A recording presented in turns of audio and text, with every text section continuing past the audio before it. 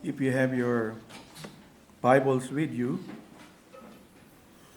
I want to invite you to John chapter 3, and I will be reading from verse 14 up to verse 21.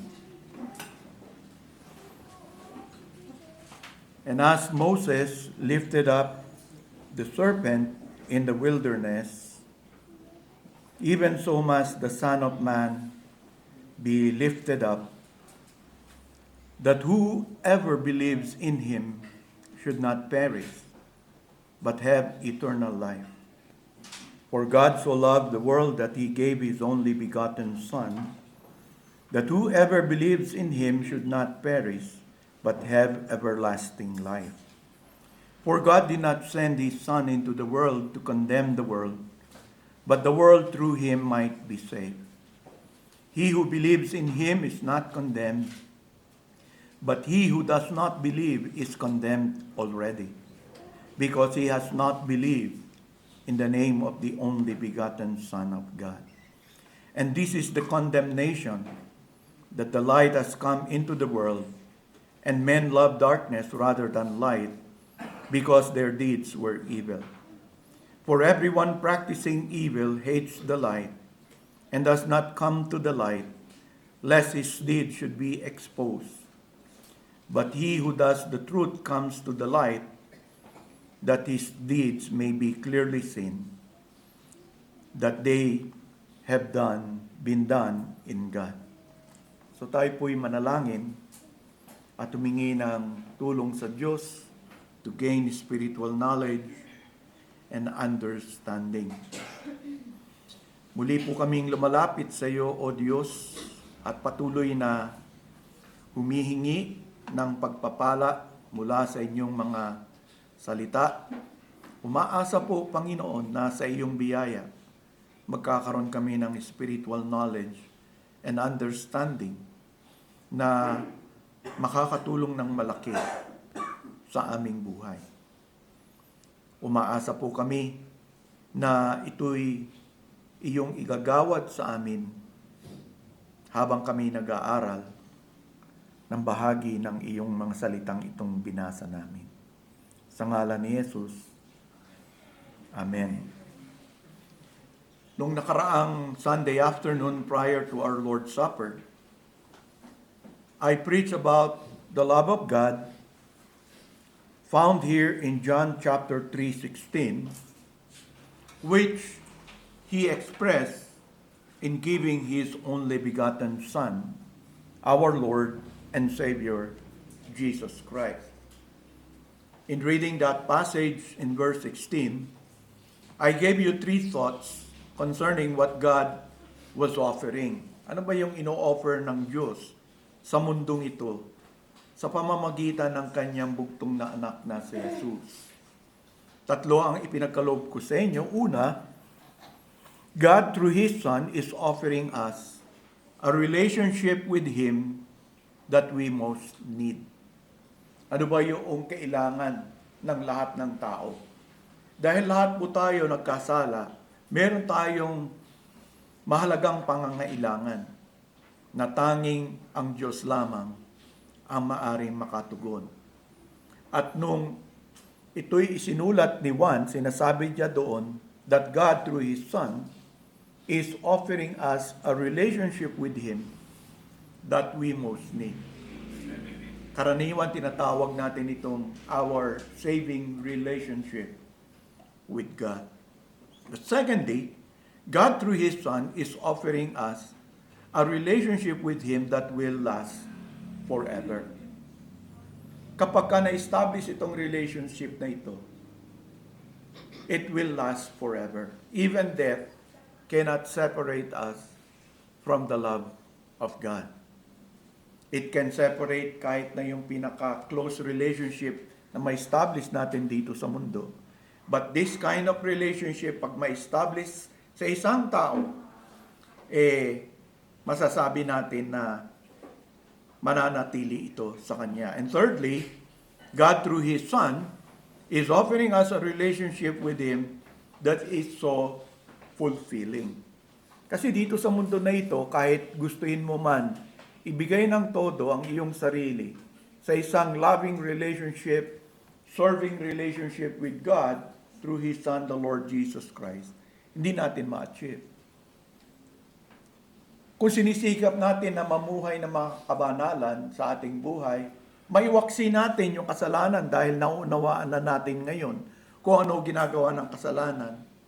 Batid po natin dito sa mundo na ito, bagamat we can have many victories, yet we still experience defeat.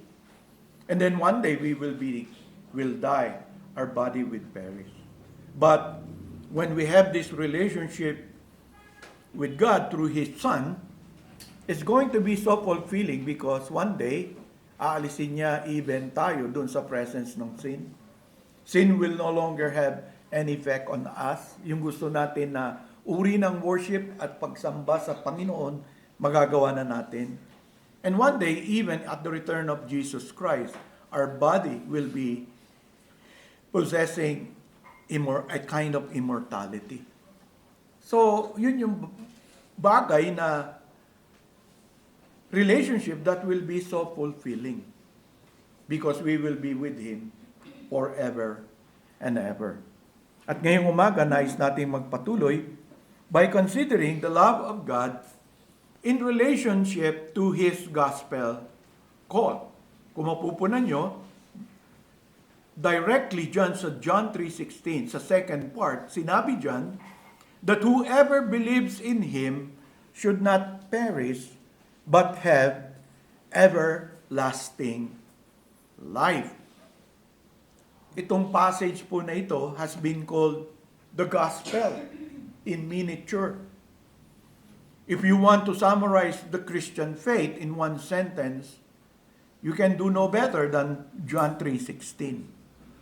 And especially yung second part na kung saan nung binanggit yung love of God na ito, which is expressed in sending His Son, the Lord Jesus Christ, sinabi po doon that whoever believes in Him should not perish, but have everlasting life. Kaya nga kung gusto nyong ma-share yung gospel in one sitting sa isang tao, it's good to understand John 3:16 at kung paano gamitin ito at ipaliwanag ano pa itong ino-offer ng Diyos na pag-ibig sa mga makasalanang katulad natin. You can talk about yung pinag-aralan natin last Sunday, and then you can proceed to the gospel call of God. So unang tignan natin, the gospel call of God and the perishing world. Kasi yun ang binanggit ni John. Deliverance is being offered because there are those mentioned by John that are perishing. And there are some questions that can be raised here. What does it mean to perish? Yung sinasabi dito. And who are mentioned to be perishing? And why are they perishing? So kung titignan natin, yung Greek lexicon po defines this word perishing as being lost, ruined, or destroyed.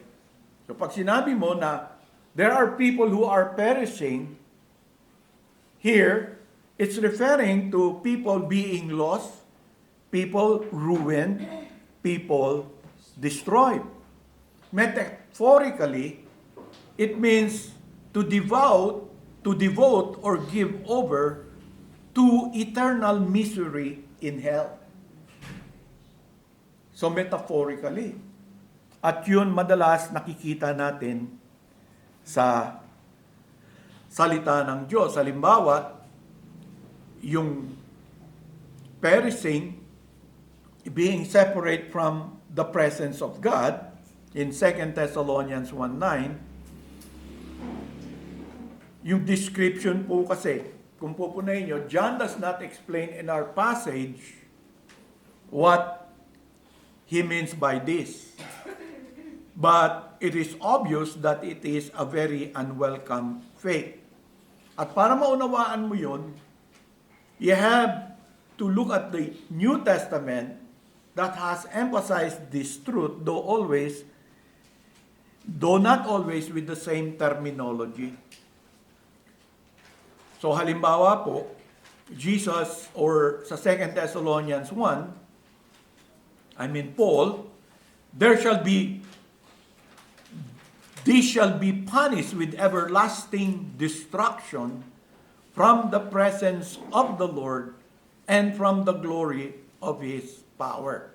So pwede mong i-define yung perishing, people who are perishing shall be punished with everlasting destruction from the presence of the Lord and from the glory of His power. O yung sinasabing hell, in Luke 12:5, sabi po dito, but I will show you whom you should fear.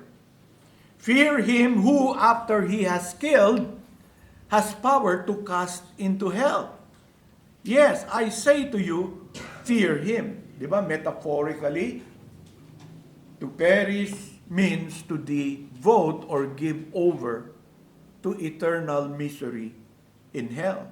In Matthew 5:22, but I say to you that whoever is angry with his brother without a cause shall be in danger of judgment. And whoever says to his brother, Raka, shall be in danger of the council. But whoever says, you fool, shall be in danger of hellfire.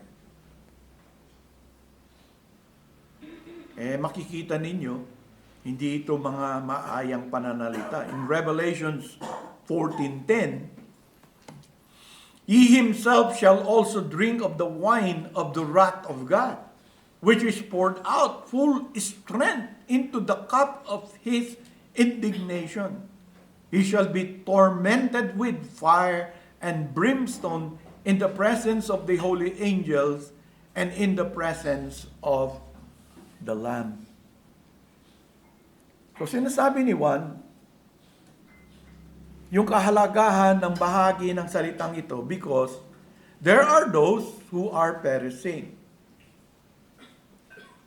And when you look at the scriptures, hindi naman ganun kaganda ang sinasabi ng scriptures patungkol doon sa perishing. Kung dadagdagan pa natin, in Mark 9:48, sinabi doon, where their worm does not die and the fire is not quenched. In Matthew 8:12, but the Son of the kingdom will be cast out into outer darkness. There will be weeping and gnashing of teeth. In Jude 1:13, raging waves of the sea, foaming up their own shame, wandering star for whom is reserved what? The blackness of darkness forever. So kung titignan natin yung scriptures, the scriptures is so much full of describing those who are perishing and what will happen to them. It is not easy to see what that state can be. Na dinidescribe metaphorically na ganito. What is hellfire?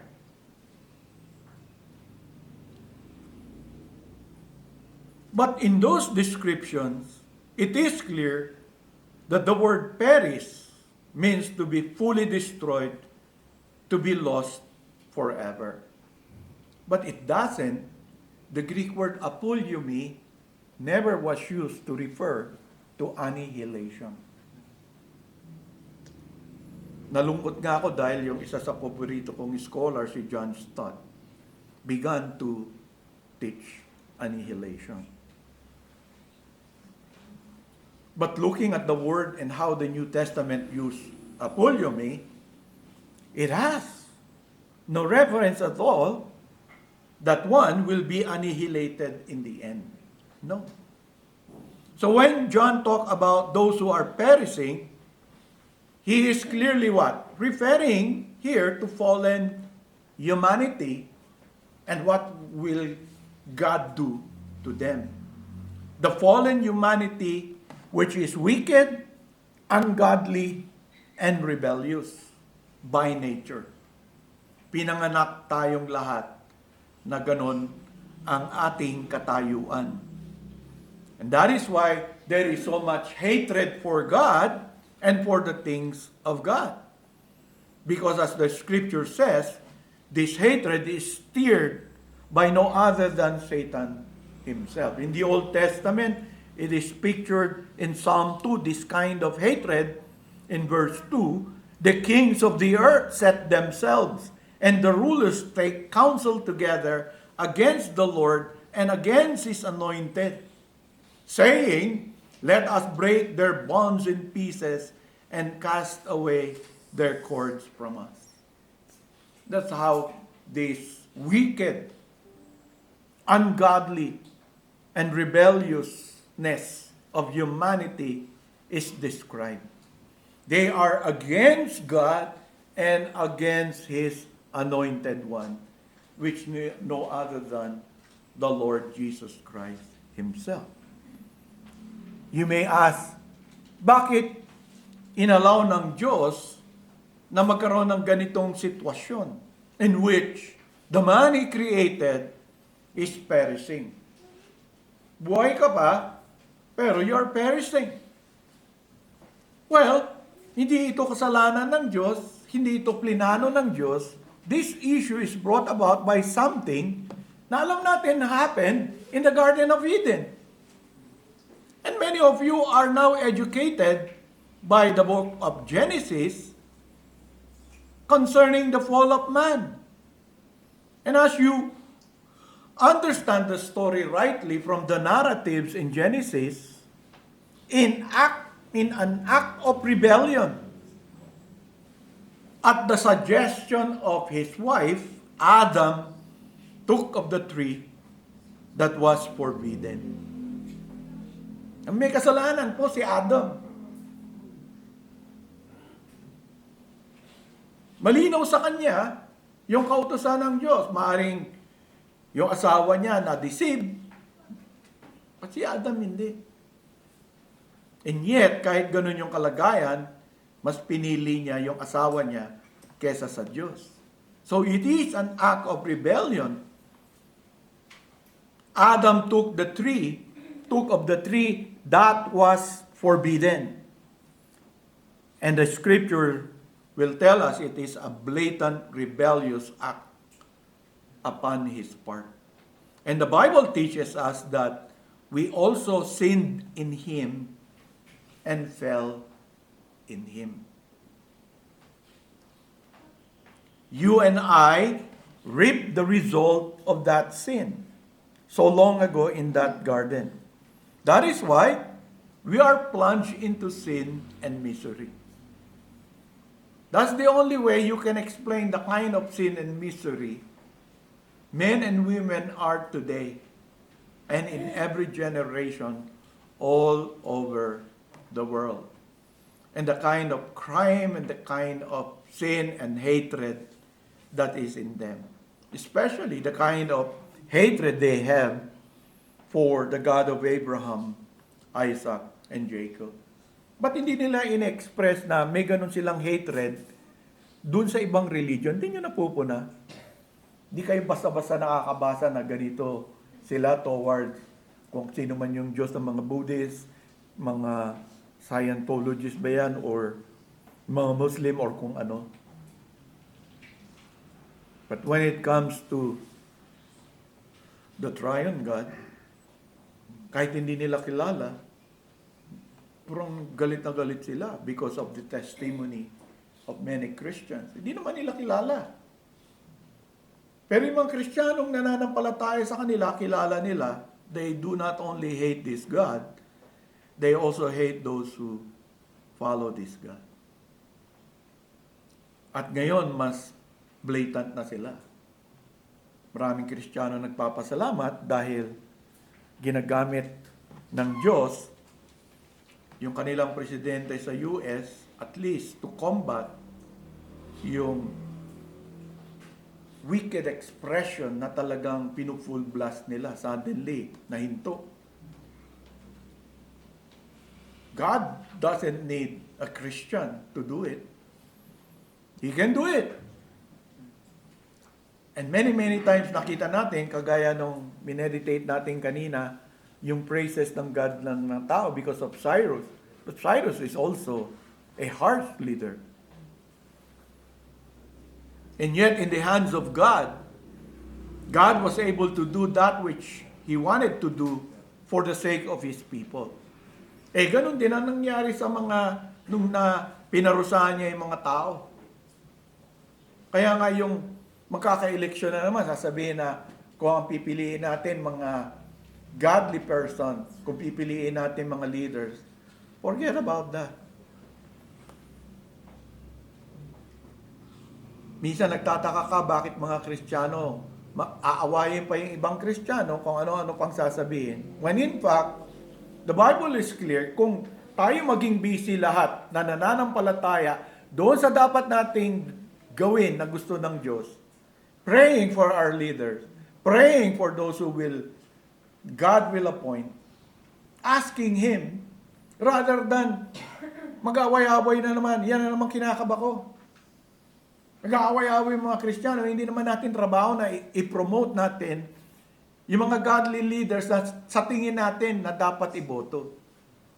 Hindi po inutos ng Diyos yan sa atin. Ano bang iniutos niya? Dapat nag-i-stick tayo doon because there are many examples in scriptures that God will do it kasi magiging katawa-tawa tayo. Di ba? Yung iba, pro Duterte dati. Yung iba, pro Lenny. Sasabihin ng mga Kristiyano, si Lenny yung dapat iboto kasi ganito, masama itong isa. Ang kalooban ng Diyos si Duterte. So, sino yung lihis sa kalooban ng Diyos? Di yung bumoto kay Lenny. You see, magiging katawa-tawa tayo dahil ang Diyos ang nagde-decide. Kaya nga yung panalangin, kung nagkakaisa tayong lahat dyan, we pray for our country the way people will make a choice. Sabi naman ng Lord, they can plan, but God's, can.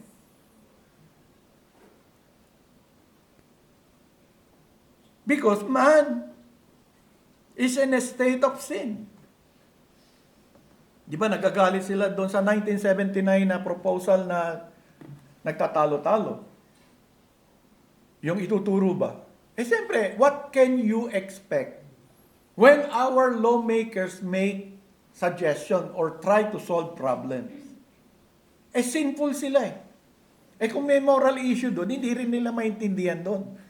The best that they can do is that. Yung nababasa natin. Magturo sila ng sex education, sa eskwelahan, and so forth. But the Bible, tells us na yung failure ng mga children is because the parents are failing terribly. Kahit anong batas ang gawin mo, if the parents are failing, kinukonsente nila yung anak nila, pinababayaan nila, ano mangyayari? So, kailangan tumitingin ka talaga doon sa sinasabi ng Diyos. At sinasabi ng Diyos sa atin na tayong lahat, the world and the individuals in it, because of the fall, kaaway ng Diyos. Sa gusto nyo, hindi. Kahit sabihin nyo, hindi nyo naman inaaway ng Diyos. Tinuturing kayo na kaaway ng Diyos. That is why the world, sa mata ng Diyos, is a place of hostility. It is a very hostile world. Kaya nga sabi ng Lord sa kanyang mga tao, diba? If they hated me, sabi ni Christ, they too will hate you. And that is what is taking place. And those who will be found in this state when they die will surely experience, yung metaphorically describe sa atin, what is this darkness? What is this hell? What is this unquenching fire? What is this worm eating us, the ungodly? Sila maintindihan nila yon. Mararanasan kasi nila yon. At gagawin talaga ng Diyos yon. All those who are found without Christ, when they die, will experience that which is mentioned by John as perishing. unless, of course, God Himself intervene in His mercy and grace. At least, in this verse, it is good to hear from John that we can be delivered from this ultimate horror of perishing because, as we could see later, God truly acted in mercy and grace to bring about deliverance. Doon sa mga gustong ma-deliver doon, God acted in history to provide such deliverance. Kaya nga, ito yung pag-ibig ng Diyos sa sanlibutan eh. Yung buong sanlibutan, walang kakayahan makaalis sa ganoong kalagayan o perishing. And here is God, says John, who chose to love. Kaya nga sabi ko sa inyo, sa Bible, love is not an emotion. It's not a feeling. It is a principled commitment. God made a commitment that out of this world, there will be people who will be His worshipers. Instead na tayong lahat enemy ng Diyos. Lahat tayo kumakalaban sa Diyos. Gumawa ang commitment ang Panginoon. We can be delivered. Yun ang sinasabi ng Scripture sa atin. Kaya napakahalaga na maunawaan natin ang bagay na ito sa ating buhay. At yan ay nakikita natin. But secondly, you see the gospel call of God and the giving of His Son. Ano yung naging response ng Lord sa wickedness na ito? Diyan, inilabas niya yung plan niya. Ano yung plan ng Diyos for this wrath and hell-deserving world? Di ba dapat parusahan? Di ba dapat gawin ito ng Diyos? Pero hindi. Kaya nga sabi ni Juan doon sa epistle niya sa 1 John 4:10, in this is love, not that we love God, but that He loved us and sent His Son to be the propitiation for our sin. Ito yung love na yon, sending His Son. Propitiation. John is showing us its connection to God's love. Ano yung connection nito sa love ng Panginoon? He gave His only begotten Son for the Son to bear the wrath of God which should be upon us. Yan yung genius ng gospel. Kaya nga sinasabi ni Paul sa Romans 3:26 that God may be what? Be true to His word. Kailangan niya parusahan ang kasalanan. He must be just and the justifier of him who believeth in Jesus. Because there is someone who met God's justice. And that is the Son. Hindi naman nilaktawan ng Panginoon yon. No. It was meant to demonstrate that God is righteous. Kaya, yun po yung plano. The aim behind that plan is salvation. Diba? The propitiation for our sins. Yun po yung ibig sabihin ni Juan nung sinabi niyang God gave Jesus. But secondly, may plano ang Diyos how to appropriate this salvation. Ano yung plano ng Diyos? That whoever believes in Him should not perish. So may plano ang Diyos. Ang unang plano niya, dahil nga ang tao nagkasala, is to send His Jesus Christ and for Jesus Christ to bear the punishment due to His sin. Pero paano mapapapunta sa tao? How can we who are sinners benefit from that? Isa lang sinabi doon sa passage natin. Ano po yung sinabi? Di ba? Believing. Yun po yung pinakamahalaga. Yun po yung pinakasimpleng sinasabi. Kaya nga, kung babalikan natin, yung sinasabi ni Juan na pinalawak niya pa dito sa chapter 3, yung mga susunod na verses, hindi lamang sa 16. Sinabi niya sa 17, "For God did not send His Son into the world to condemn the world." Hindi yun yung purpose in giving the Son. May plano ang Diyos. Ano yung plano niya yon? In giving the Son, hindi yun ang plano, sabi niyo, but that the world through Him might be saved. Binanggit niya na nung una, that whoever believes in Him, sa verse 15, should not perish, but have eternal life. Inulit niya doon sa verse 16 natin, whoever believes in Him should not perish, but have everlasting life. Pangalawa na. At yung pangatlo, that He might not condemn the world, but that the world through Him might be saved. Pagdating mo sa verse 18, ito na naman. He who believes in Him is not condemned. Yun ang plano ng Diyos. Ano yung plano ng Diyos? Ang plano ng Diyos, you have to believe in Him.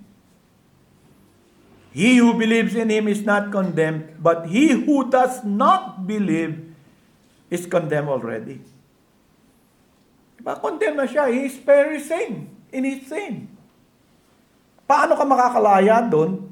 Hindi lamang, eto yung substitute mo, si Christ, isinugo niya, bugtong na anak niya.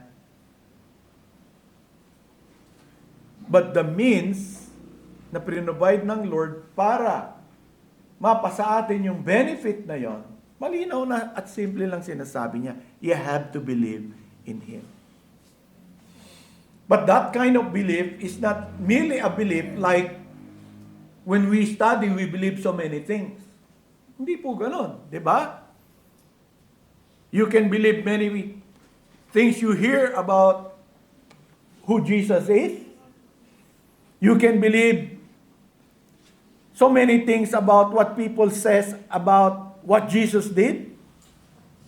But that is not what the Bible is talking about when believing. Di ba parang sa pag-aasawa yan? Pag mag-aasawa ka, di ba? Kahit na paniwala mo ito yung kalooban ng Diyos para sa'yo, kung ang paniwala mo, bagay kayong dalawa, lahat paniwalaan mo na. Naniniwala kang mahal ka naman niya. Pero, hindi ka willing na ma-unite sa kanya. Diba? Wala mangyayari. Yung belief mo, walang saysay. Walang pakinabang doon sa babae o doon sa lalaki yan. Kahit sabihin mo pa ulit-ulit, mahal kita. Ikaw yung kaloob ng Diyos sa aking buhay. Ikaw yung gusto kong makasama habang buhay. O di magpakasal na ko. Iyoko. Commitment yan eh. No? Mabigat na commitment yan, di ko yan kaya. O, di ba maraming ganon? They believe in Jesus. They can say to you who Jesus is. They can even say to you that what Jesus Christ did is enough for a person to be saved. But they do not want to be married to Jesus, to be one with Jesus. Diba? Yun din ang sinasabi. Sa marriage, God blesses that marriage when the vows are made. The Bible says, God made them one. And no man should separate it. Hindi naman yung bendisyon ng pastor or ng government. We are just complying sa requirement. And the two shall be one. Sino gumawa nun? Ang Diyos lang. Ganun din. Ayaw mo magbow. Ayaw mong i-pledge yung sarili mo. Pwede ba mangyari yun? Nung tinatanong ka, tanungin kita, Joey, handa ka na bang to be one with girly? Sabihin mo, hindi pa ako ready. Mahal ko siya pero ang dami mong pero. So, will there be the two become one? No!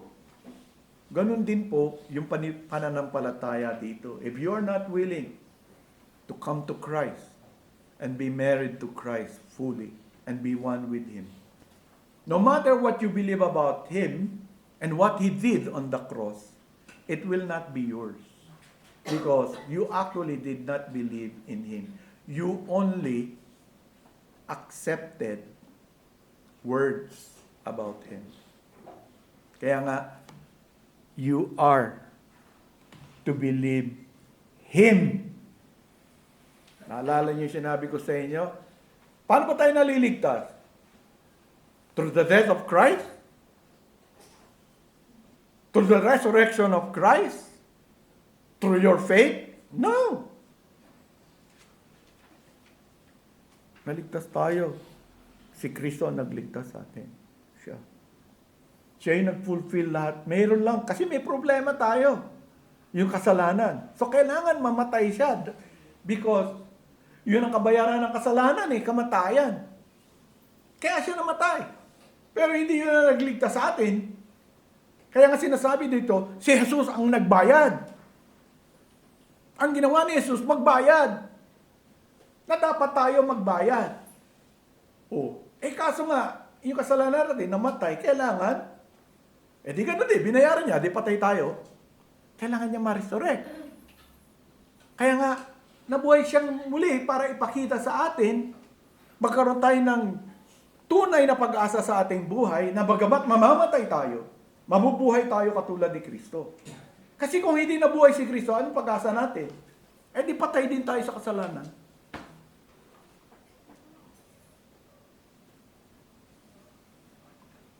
Kaya nga yung sinasabi dyan, napakalinaw. And verse 19 sabi, and this is the condemnation. Ano ba yung condemnation na yung tinutukoy? The light has now come into the world. Ito na nga. God's love. For God so loved the world. Ito yung liwanag that He gave His only begotten Son. And then the gospel call, you believe in Him. Pero ang problema, this is the condemnation that the light has come into the world and men love darkness. That's the fact. They don't love Christ. They don't love God who chose to love. But they love darkness. Mas gusto nilang, hindi sila sigurado. Di ba sa darkness? Ang isang bagay, pag pumasok ka sa darkness, anong unang nararamdaman mo? Hindi ko sigurado kung saan ako patungo. Kung anong mangyayari sa akin. Yan. Pag umalis ka dyan, nag-isip ka ng iba, paano ka ngayon maliligtas? Paano ka ngayon mapapatawad ng Panginoon? Pag umalis ka sa liwanag na yan, at iwanan mo yan, hindi ka sigurado. Di ba?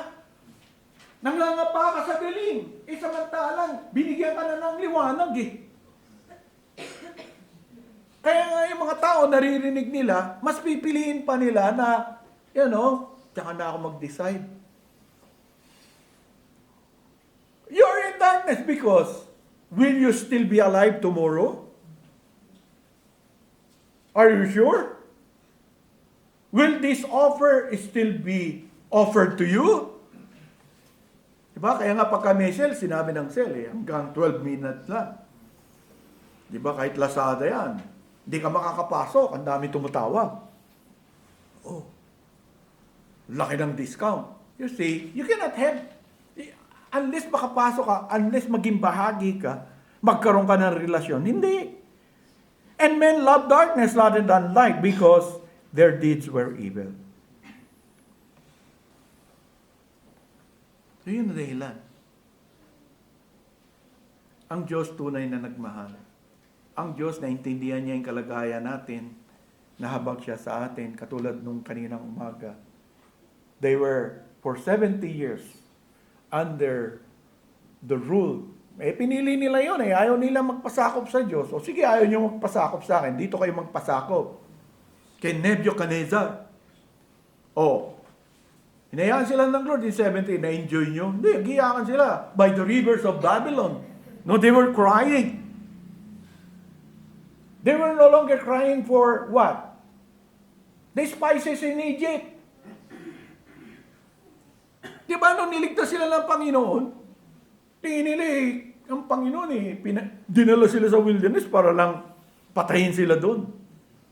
Tayo ba ganon? Di ba yung iba? Hindi, pag naging Kristiyano ka, mawawala na yung kaligayahan mo. Mawawala na yung sarap sa buhay. dinadaya ng diablo ng gusto ang mga tao. Kaya sasabihin ng iba, tsaka na ako, kasi commitment yan eh. Yes, but it is. The first one who made that commitment is God Himself. It is a principled commitment. How can He love somebody who is His enemy? How can He love someone whose only goal is to discredit God, to insult God, to ignore Him? Kaya nga sabi ni Paul hindi ka lang naging mapagpasalamat na buhay. You don't have to commit great sin.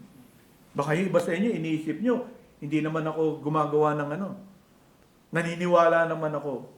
Anong uri ng paniwala, di ba? Si Pastor Ranji ba makakarating siya sa Kalibo? Kung naniniwala lang siya na yung pinili niyang eroplano, kaya siyang dalhin doon? Pero ayaw niya sumakay? Nakakarating ba siya doon? Naniniwala naman ako sa piloto. Naniniwala naman ako na talagang piloto yan. Marunong palipad ng eroplano. Naniniwala ko yung eroplano, may sapat na fuel yan. Naniniwala ko na yung eroplano yan makakarating doon sa Kalibo. O di, sumakay ka na. Tataya akong buong buhay ko, huwag na lang. Kung mamatay ako, di ako malaglag yan. Kung hindi totoo yan. Di ba maraming ganon? Kung puro kong. Ano yung pagpapalit mo? Sige. Sabi mo, i-Bible, sulat lang. O sige, papatulang ko kayo. Ano yung pagpapalit mo? Saan mo ibabata yung pananampalataya mo? Saan mo ibabata yung kaligtasan mo? Sige. Kung hindi dito sa salita ng Diyos, saan? Kasi ako, nakataya lahat. Kung mali ito, mali ako. Pero yan pa rin ang pinili ko. Ikaw, ano yung pipiliin mo? Saan mo ibabatay? Sa tradisyon na kinamulatan mo? Sa religious influence na natanggap mo? Sa tao na mamamatay din? Paano ka ililigtas na isang tao?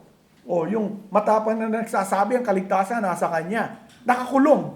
Hindi niya maligtas yung sarili niya doon sa kulungan lang paano niya ako ililigtas sa kamay ng Panginoon na napupuot dahil sa kasalanan ko? Tataya mo yung buhay mo sa ganung tao? Hindi. Lahat ng tao nagsabing, patay na sila.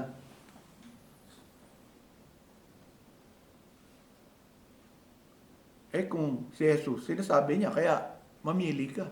Saan mo itataya? Ako itinaya ko talaga sa salita ng Diyos.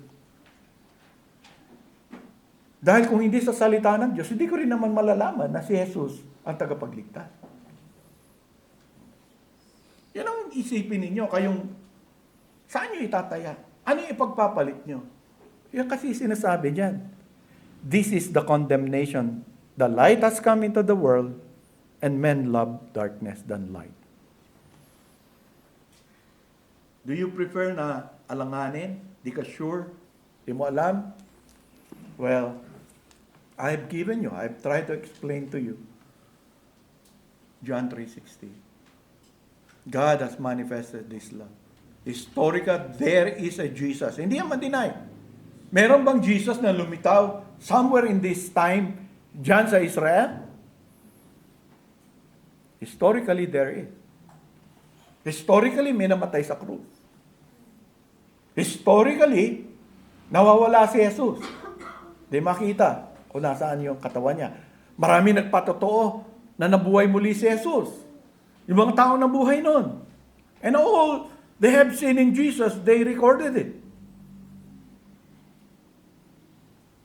So talagang yung call to believe, yun lang. Diba? Naniniwala kayo kay Galileo. Malay niyo ba kung nabuhay yun? Diba? Si John Calvin, niniwala kayo sa mga pinagtuturo nun. Turo kaya ni John Calvin yun?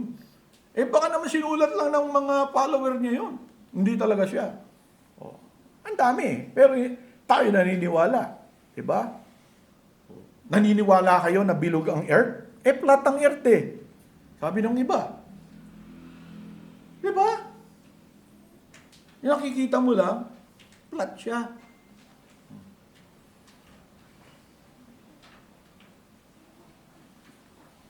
Kaya yun po yung call. Huwag nyo nang asahan na, kung magpakita lang ang Diyos sa ano.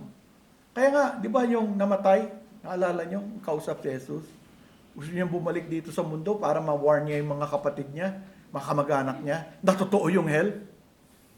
Na totoo yung sinasabi doon, there's a great distance that no man can, wala nang pag-asa sa hell. Anong sagot sa kanya ni Jesus? Kung ang mga tao na yon hindi maniniwala doon sa ipinipreach at tinuturo sa kanila tungkol dito sa salita ng Diyos, kahit galing ka dyan sa hukay, sa kamatayan, hindi yan sapat para maniwala sila. You see? Hindi.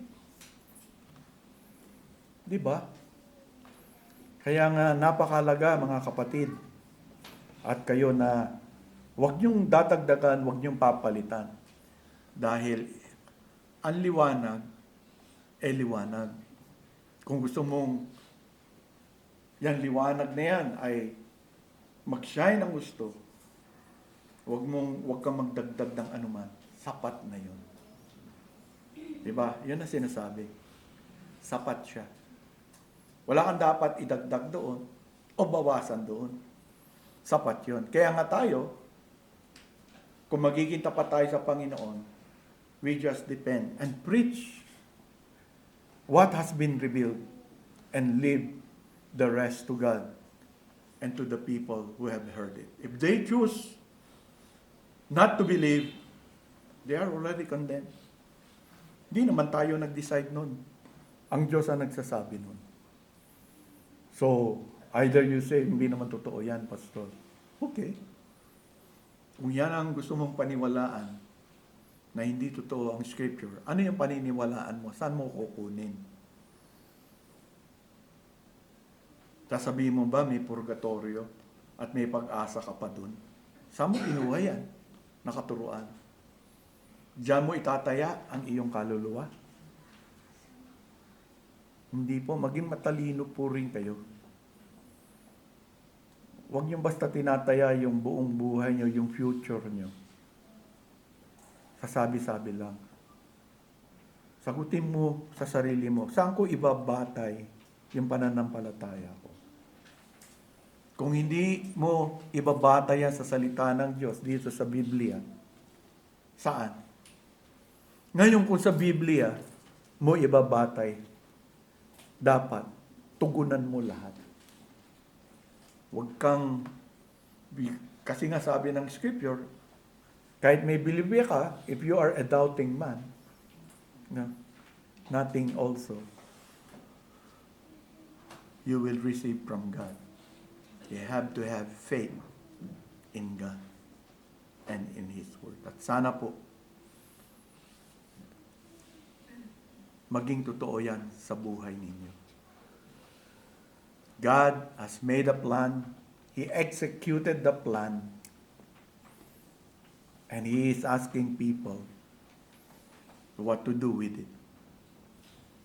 I pray that you will choose to take the plan of God and believe that that plan is that which is best for you.